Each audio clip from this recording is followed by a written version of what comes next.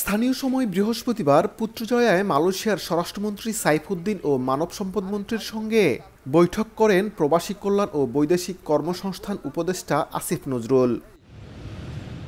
বৈঠক শেষে মালয়েশিয়ার শ্রমবাজার নিয়ে সুখবর দেন উপদেষ্টা।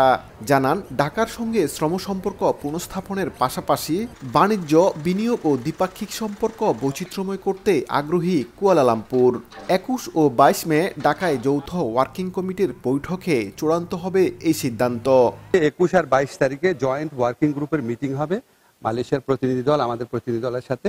আমাদের আজকের বৈঠকে যে সমস্ত বিষয় আলোচিত হয়েছে সেটাকে আমরা কতদূর আগিয়ে নিতে পারি বা সেটার ভিত্তিতে কি কি সিদ্ধান্ত নিতে পারি সে ব্যাপারে কথা হবে।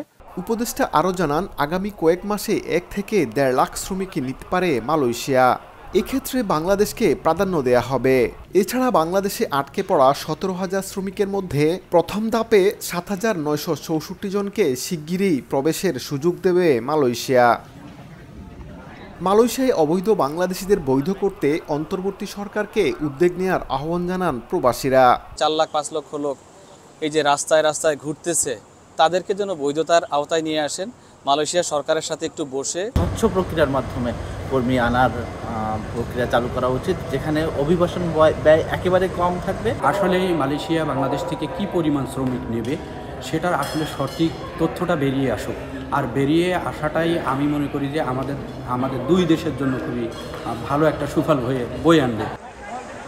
বাংলাদেশ এবং মালয়েশিয়ার মধ্যে নতুন করে শ্রমিক নিয়োগের বিষয়ে এক ধাপ এগিয়ে গেলেও এখনও যেসব প্রবাসী বাংলাদেশি দেশটিতে অবৈধ রয়েছেন তাদের বিষয়ে এখনও কোনো সিদ্ধান্তে পৌঁছাতে পারেনি মালয়েশিয়া।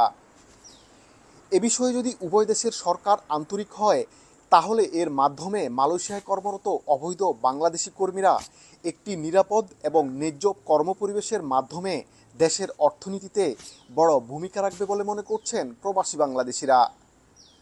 মালয়েশিয়ার কুয়ালালামপুর থেকে মোহাম্মদ আব্দুল কাদের, সময় সংবাদ।